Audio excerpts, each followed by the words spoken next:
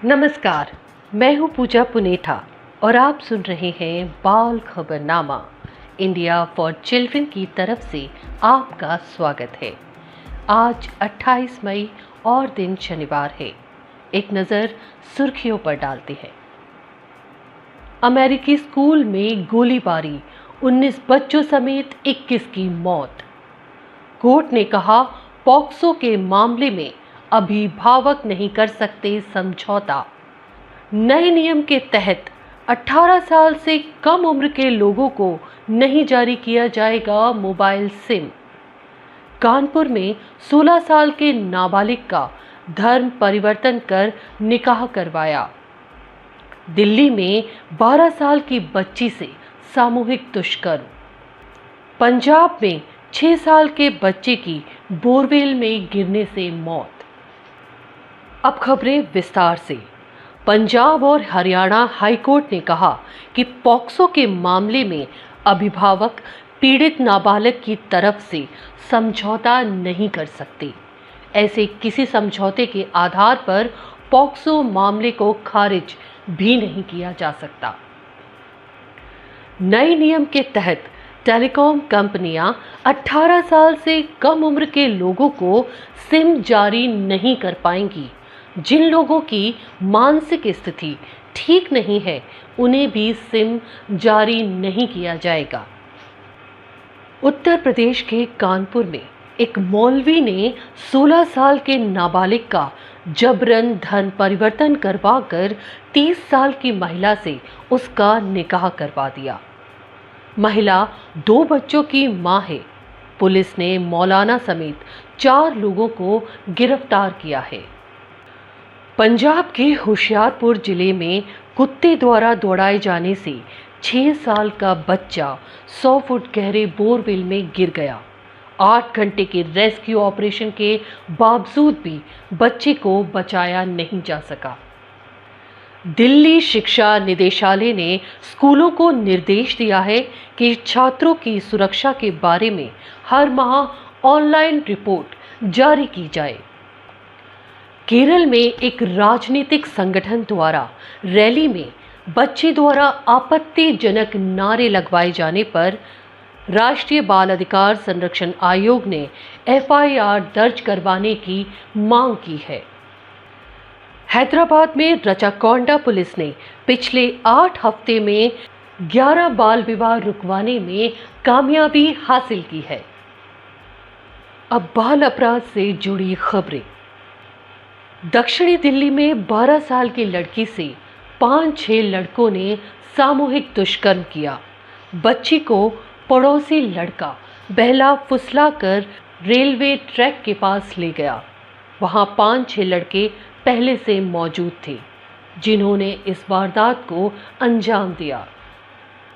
उत्तर प्रदेश के बुलंदशहर में 6 वर्षीय बच्ची से दुष्कर्म के मामले में दोषी 14 साल के नाबालिग को पॉक्सो कोर्ट ने 2.5 साल की सजा सुनाई।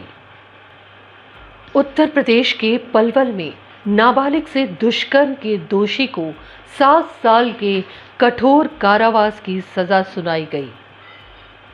ये सजा पॉक्सो कोर्ट द्वारा सुनाई गई। गुजरात के सूरत में रेलवे स्टेशन पर दिव्यांगों के लिए इस्तेमाल होने वाली लिफ्ट में एक नाबालिग से 2 लड़कों ने सामूहिक दुष्कर्म किया। पुलिस ने दोनों अपराधियों को गिरफ्तार कर लिया है। छत्तीसगढ़ के सूरजपुर में 12 साल के बच्चे ने 7 साल की बच्ची से दुष्कर्म किया। आरोपी आम देने के बहाने बच्ची को अपने घर ले गया था।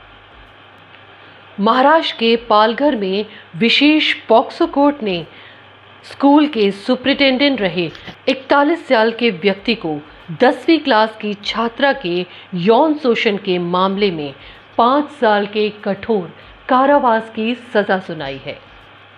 अब खबरें जरा हटकर। ख्वाब टूटे हैं मगर हौसले जिंदा हैं। हम वो हैं जहां मुश्किलें शर्मिंदा हैं। ये पंक्तियां शायद एक सड़क हादसे में अपना पैर गंवा देने वाली सीमा के लिए ही लिखी गई थी।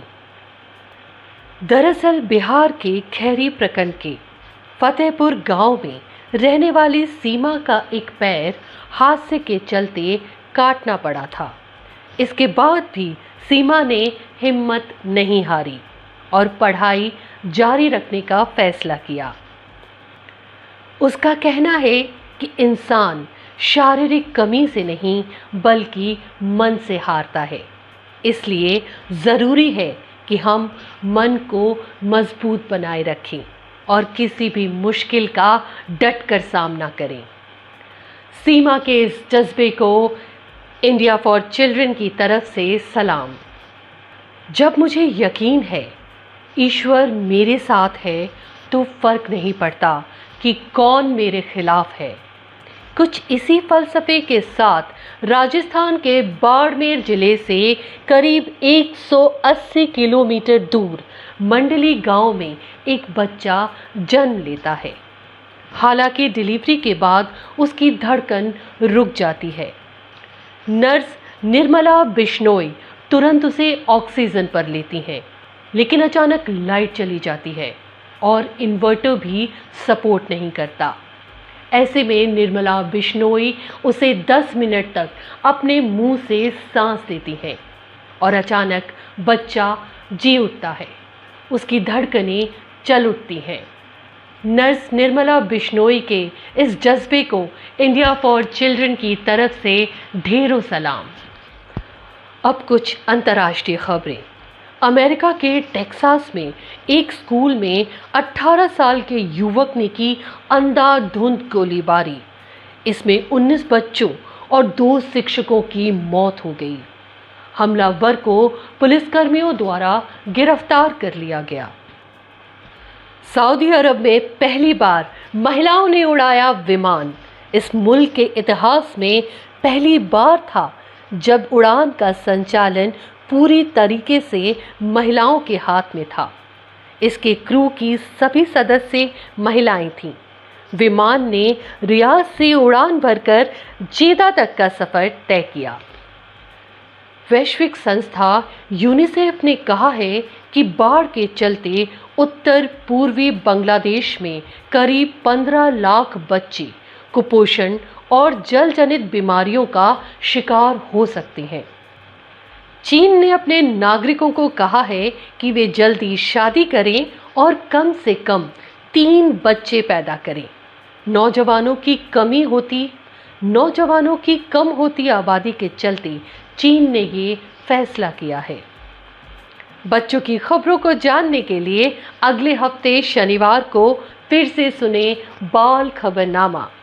तब तक के लिए इंडिया फॉर चिल्ड्रन की तरफ से मैं अपनी संपादकीय टीम विवेक श्रीवास्तव, रोहित श्रीवास्तव और मनीष राज सिंह की तरफ से आपसे इजाजत चाहूंगी।